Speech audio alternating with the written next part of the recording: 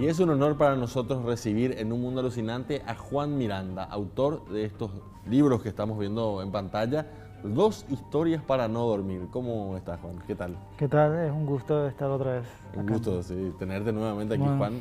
Hablando un poquito de estas historias de terror, de este género tan apasionante, pero que también se cultiva poco todavía en Paraguay, ¿no?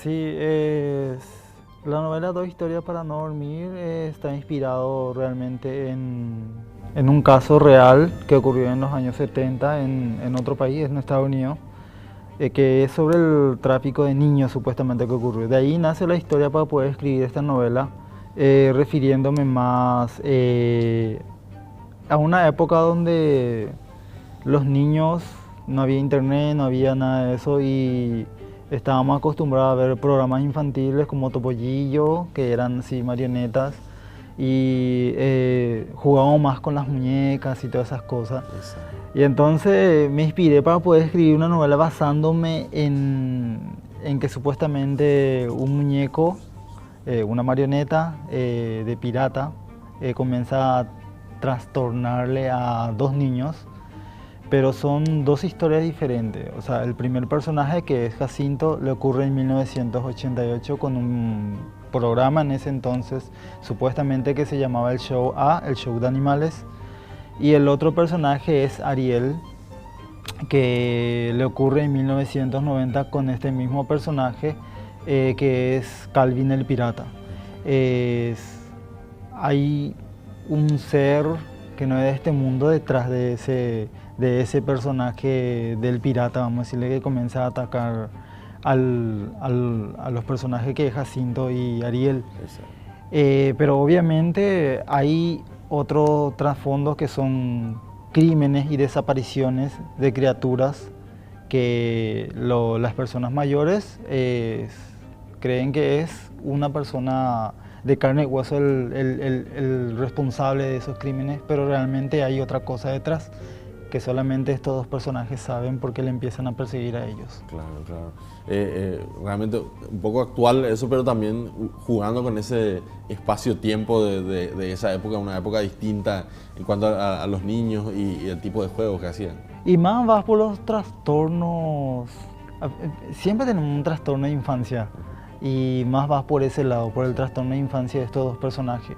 Porque en realidad uno de los personajes termina en un instituto psiquiátrico y el otro personaje, el que quiere cerrar el círculo, que es Ariel, quiere cerrar este círculo ya siendo mayor, porque este personaje vuelve a aparecer en la actualidad cometiendo un nuevo crimen, vamos a decirle, y entonces él decide cerrar este círculo porque él sabe que no es de este mundo, porque en su infancia ya vivió algo similar. Entonces él decide buscar a Jacinto para que juntos puedan ayudarse mutuamente para poder cerrar este círculo.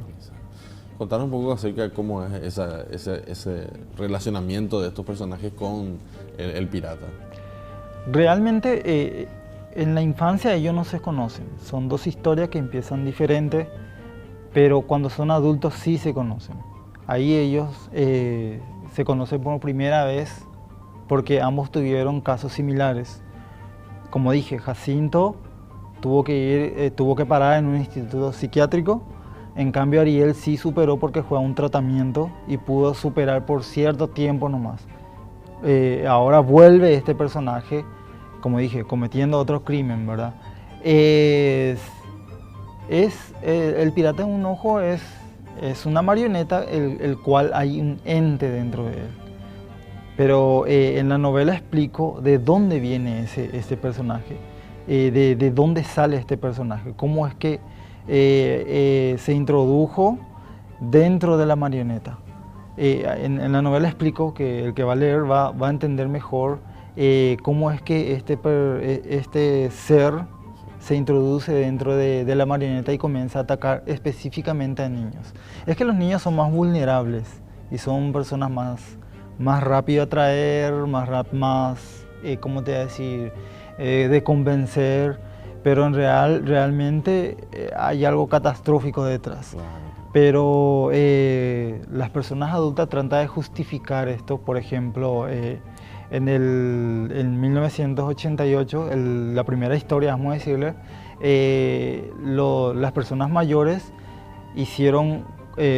sacaron las conclusiones entre policías y fiscales de que supuestamente fue un tráfico de niños lo que hizo las desapariciones de estas criaturas.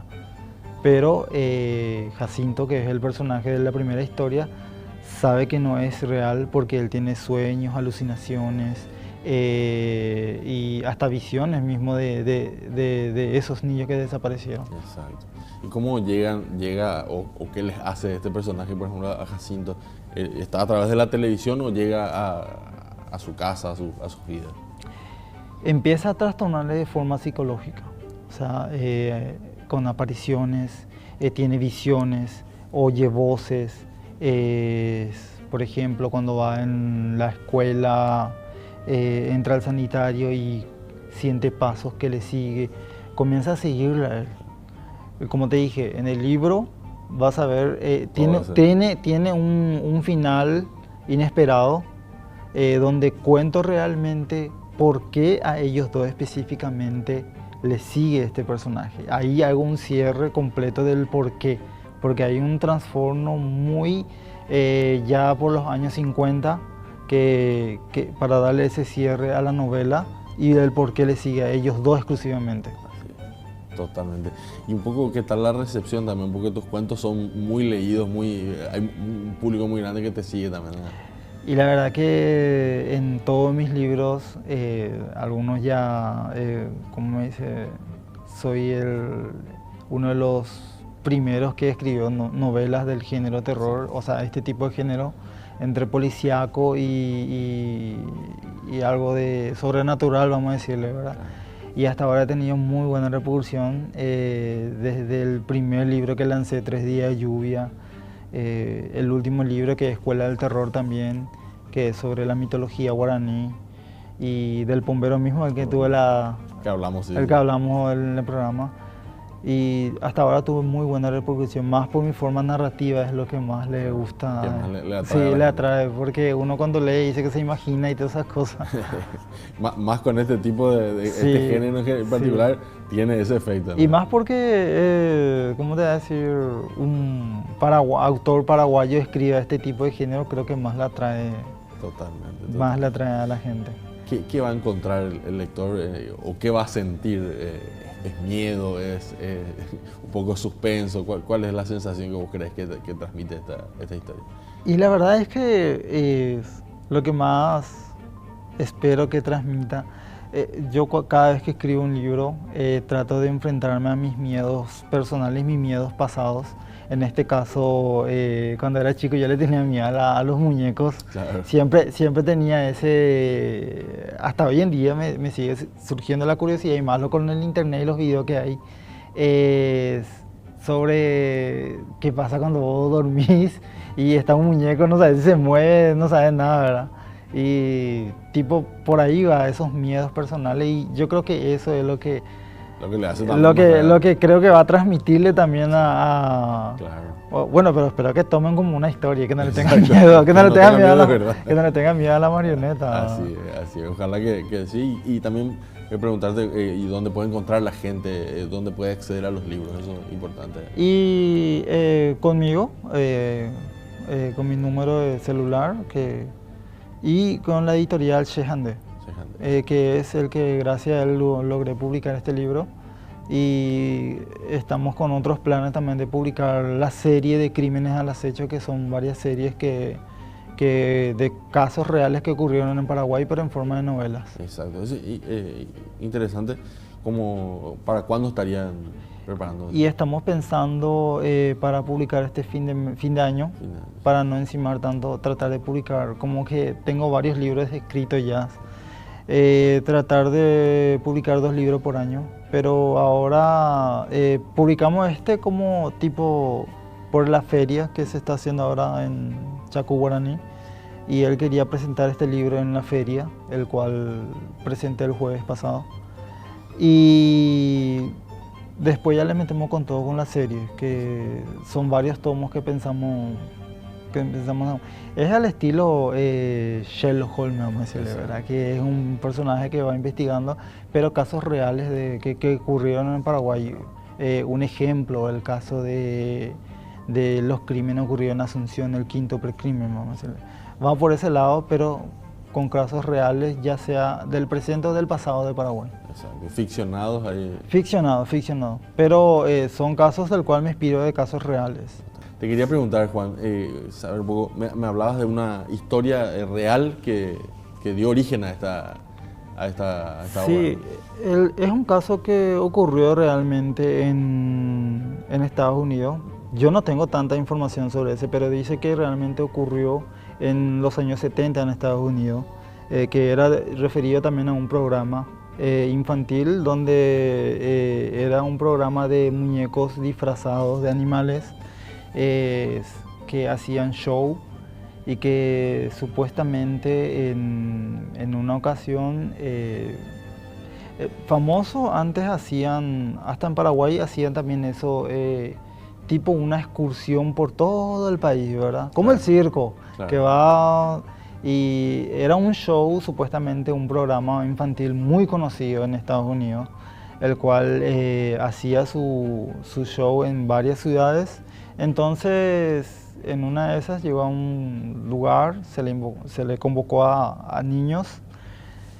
En esa ocasión, cuando se le convocó a los niños, con sus padres obviamente, se baja uno de los personajes, entre comillas, disfrazado de uno de los personajes, y dice que querían hacer un episodio para el programa, un episodio único, vamos a decirle, que sea tipo en vivo, que iba a pasar por la televisión. Y entonces, pero que los niños tenían que ir con ellos primero para poder prepararles y todas esas cosas, y que los padres iba a venir otro camión a buscarle a los padres. Claro. Y en esa época había mucha inocencia, ya sean los padres, no sé, era una época muy diferente. Ya sea en todo el país lo fue, una época muy diferente. Y aparte tenía el emblema del programa, o sea, no había nada para desconfiar, ¿verdad? Y entonces algunos padres sí le dejaron, otros padres no, ¿verdad? Y creo que fue entre 6, 7 niños que sí se subieron al bus y se fueron en el destino. Y los otros padres que se quedaban a esperar el bus que nunca llegó. Lo que sí llegaron fueron policías ya enterados de la situación. Claro. Los niños desaparecieron y hasta el día no se encontró ni nada, entonces se trató de un tráfico humano. Y esa historia un poco te inspiró para... Esa fue la base, sí. Esa fue la base de lo que yo quería escribir, pero realmente fue más referido a las marionetas. Totalmente. Pero tenía que buscar una base y creo que le dio el punto exacto para poder escribir el libro de Dos historias para no dormir. Te quería preguntar, aprovechando un poco tu presencia, ¿verdad? El tema del género del terror en Paraguay, ¿qué expectativa le ves, verdad? Porque hay ya escritores que están empezando también a cultivar esto, vos que hace tiempo lo haces. ¿Cómo ves ese desarrollo del terror en Paraguay? Y la verdad es que desde que lancé mi primer libro, varias personas ya me dijeron que tipo parece que se animan más a escribir este tipo de género, ya sea en cuentos, varios autores que están saliendo, que están escribiendo en antología. Por ejemplo, yo soy como miembro de vamos a decirle, una comunidad que es CIFATE. Es una comunidad de autores poco conocidos, que somos un grupo el cual la mayoría, todo lo que estamos ahí escribimos novelas de terror, ciencia ficción, cuentos de terror, poemas de terror gótico, vamos a decir. Y tenemos nuestro presidente, que es José Monim. Me gusta mucho que los jóvenes exclusivamente estén empezando a escribir este tipo de género.